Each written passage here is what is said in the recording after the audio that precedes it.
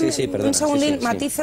El problema es que yo creo que el ejército israelí creía que la flotilla famosa iba a acatar órdenes y iba a ser desviada y ahí iban a ser detenidos en alta mar y la flotilla iba preparada para un ataque que el ejército israelí no contemplaba. Entonces yo creo que ahí ha habido, bueno, se les ha ido de las manos esta provocación para una crisis internacional.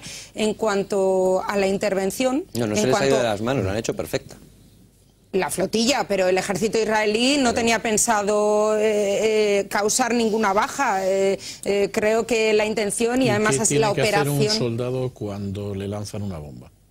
No sé, yo estoy completamente de acuerdo, pero creo que la forma de abordaje y la forma de intento de detención no estaba preparada para que ese barco tuviera cócteles Molotov ni armas. Es decir, yo he oído al embajador de Israel que ha dicho esta mañana en algún medio que había soldados israelíes, aparte de radio, ha hablado en otros, pero bueno, yo he estado oyendo y ha dicho que había soldados en hospitales heridos de bala, etcétera. Entonces, claro, ellos no esperaban esto. Una flotilla humanitaria es una flotilla pues con arroz, con ropas, etc. Vamos a ver. Yo creo que sabían de sobra que la flotilla humanitaria no era una flotilla humanitaria. La crisis internacional es, bueno, es lo más contraproducente de estas últimas décadas para Israel en cuanto a diplomacia y en cuanto a imagen, y creo que jamás ahí de forma completamente descubierta se ha apuntado un punto a la hora de tratar con presidentes tan, entre comillas, flojos desde mi punto de vista como Obama o los zapateros que rondan por la Unión Europea. Vamos a ver, yo lo que tengo muy claro es que Israel se encuentra en una situación enormemente difícil en la que si no responde malo, porque efectivamente actúa en contra de sus intereses, incluso yo diría que pone en riesgo la vida de sus ciudadanos, y si responde, pues inmediatamente tenemos que oír la cantinela de la respuesta proporcional, que es una de las majaderías mayores que yo tengo que escuchar, porque yo quisiera saber cuál es una respuesta proporcionada en el caso en el que se ataca a un contingente militar o se ataca a unos civiles. Es decir, aquí en principio esta gente sabía a lo que iba. Desde un principio se ha sabido que era gente a la que fueron a despedir terroristas islámicos en el puerto de Estambul. Uno de los españoles que va dejando sus notas en Twitter ya te aclara que estamos preparando la resistencia. Es decir, aquí no van llevando sacos de arroz, van viendo cómo provocan una respuesta de los israelíes para luego apuntarse el tanto de carácter propagandístico. Yo quisiera saber, en una situación así, qué es lo que tiene que hacer Israel. Es decir, ¿los deja pasar aun a riesgo de que efectivamente lleven armas y ayuden a un grupo terrorista que es la causa del bloqueo de la Franja de Gaza? Intentan en un momento determinado abordar los barcos que inicialmente los que suben ni siquiera están armados, sino que llevan las bolas de pintura típicas de los juegos de ficción militar, y entonces acaba sucediendo lo que sucede. Es decir, Israel está desde hace años sufriendo una presión internacional que es muy injusta, en virtud de la cual tiene que colocar en una situación de peligro a su población y a sus tropas.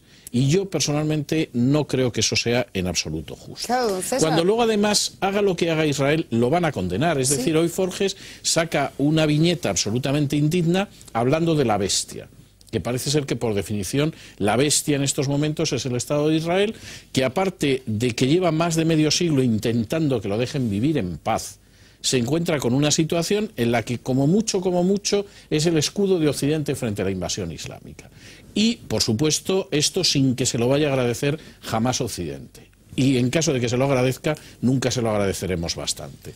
Y en una situación así, resulta que es la bestia, y sale el señor Pons hablando de la respuesta proporcional. ¿Pero qué sabe el señor Pons lo que es una respuesta proporcional? ¿Qué nación hay en estos momentos en el mundo que ante una agresión de ese tipo no responde? España. No, pero sí, bueno, España claro. Seguramente, pero porque, claro, Bono creía que era mejor morir que matar en el caso del ejército, que no deja de ser una doctrina militar peculiar. Pero yo quisiera saber cuando en determinados momentos... Y además siempre dice lo que hace y hace lo que dice. Ya has matizado, me toca, que te he dejado matizar, pero sí, perdona, tienes toda la razón. Próxima pausa publicitaria y no me quiero que... Más allá de los detalles, que como dice Uriel, los iremos conociendo mañana, y lamentando desde el primer herido, sea de donde sea, lo primero que hay que decir es, jamás vende la ayuda humanitaria, porque la vende. Hamás es el peor enemigo que puede tener el pueblo palestino ahora mismo. Hamás no quiere un Estado palestino seguro al lado de un Estado israelí seguro. No quiere. Quiere la desaparición del Estado de Israel. Porque coincide en eso con Irán, con Chávez, etc.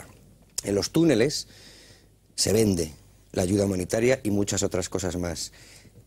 Al-Fatah ha denunciado, y curiosamente lo hizo en la cadena SER y le salió mal la entrevista, porque entrevistaron a un excombatiente de Al-Fatah que describió perfectamente cómo Hamás tortura a los miembros de Al-Fatah, cómo les quiebra los brazos, las muñecas, los tobillos, y cómo al final a muchos de ellos los asesina, iba a decir los ejecuta, no, los asesina directamente.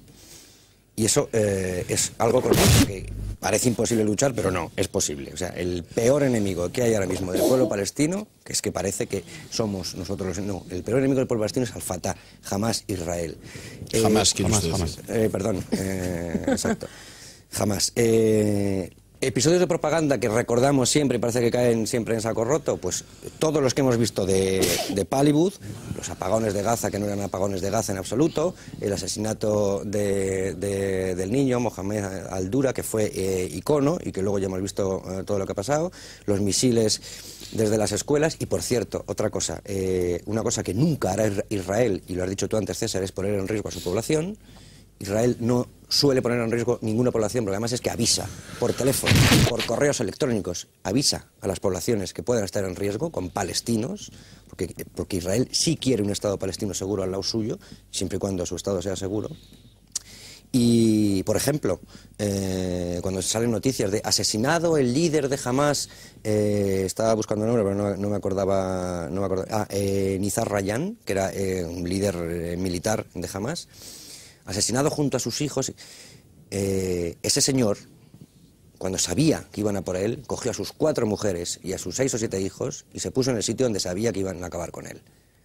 Es decir, ya que sabía que le tenían a punto, por lo menos morir con civiles. Porque es que no es una excusa lo de los escudos humanos, es que lo lleva haciendo de toda la vida. Y jamás lo ha hecho así, siempre. Y siempre pondrá en riesgo a su población, porque le da igual su población, es que le da exactamente igual. Y por otro lado, y al hilo de lo que decía Nerea, ahora mismo Irán necesita un estado de opinión internacional absolutamente en contra de Israel, porque Irán tiene perfectamente, no digo perfectamente, pero tiene ultimado su programa nuclear y sabe que Israel no lo va a tolerar.